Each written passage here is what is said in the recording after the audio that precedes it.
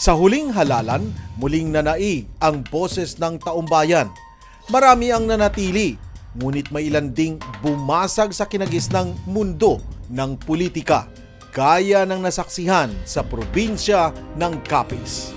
Noong 2021, nang napagdesisyonan ng noo'y kongresista ng ikalawang distrito ng Capiz na si Fredenil Castro na tumakbo sa pagkagobernador ng nasabing lalawigan. Isang international lawyer, isa si Castro sa itinuturing na haligi ng politika sa Capiz matapos magsilbi ng 3 magkakasunod na termino sa Kongreso sa 2 pagkakataon. Ngunit alam nyo ba na wala sa plano ang pagtakbo nito sa pagkagobernador?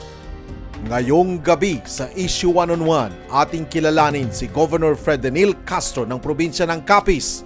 Sa unang 1 taon nito sa opisina, ano na nga ba ang nabago sa probinsya? Paano nito pinanaig ang pagkakaisa ng mga lokal na pinuno sa kabila ng magkakaiba nilang katayuan sa politika? At mula sa tila wala sa planong pagsabak sa pinakamataas na posisyon sa probinsya, paano pinanindigan ni Governor Castro ang tawag ng tungkulin at binigyang pansin ang panaghoy ng kanyang mga kababayan? Sa tagal na panahon, nagkaroon po ng isang international lawyer na governor ang lalawigan ng Capiz. Anong pakiramdam ng hindi mo pinangarap na marating mo itong posisyon mo ngayon? Well, wala akong magagawa kundi panindigan kung ano ang aking tungkulin sa aking mga kababayan sa probinsya. Hindi ako makatras na sasabihin ko na ayaw kong gawin ang isang bagay para sa kanila sapagkat pagkatapos na manumpa ako sa batas ng tao at batas ng langit o Diyos, ay kailangang panindigan ko kung ano ang tinatawag ng aking opisina na gawin para sa aking probinsya at para sa aking mamamayan. What was in your mind when you took your oath as governor? Well, there was only one thing in my mind.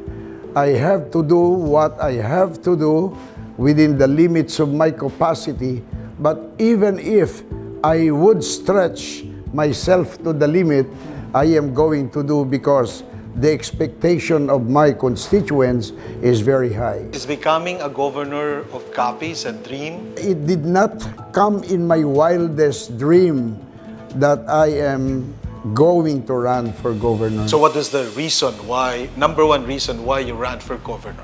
I myself cannot understand why I ran. When I came from Manila, I wanted to go home because I wanted to meet my leaders in the 2nd district of Capiz. I wanted to meet them because I would want to prepare them for the election. You will not believe it that our vice governor organized a meeting among our political leaders who were, well, I understand, were opposed to the past administration. They were convincing me to run. And flatly, I told them, I am not going to run for governor. Then, the next day, we had a meeting, and again, flatly, I rejected again for the 2nd time. I again attended for the 3rd time. Okay, so what happened next? During the meeting, the same pleading. There were more political leaders, more political affiliates joining the meeting. Then they again reiterated that I run for governor. Still, I did not accept the nomination. I already saw mayors, lady mayors, crying, telling me that if I would not accede to their proposal that I run for governor, they were asking me what will happen to them. Okay, so what's the Then, reason? in my mind, I told myself, I am going to speak. I am going to speak explaining why I refuse to run. Then I started to discourse, started to explain why I am not going to run. And then, out of the blue, I cut my discourse and said, okay, let us fight to win. I cannot understand why I said that. Then I said, oh, how can I, what will I do now? I cannot, I don't have any explanation.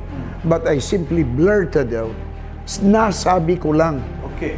Then after that, I decided everybody were already shouting with joy. Then I was interviewed by the media. They asked me, why did you decide to run? I told them I cannot even understand.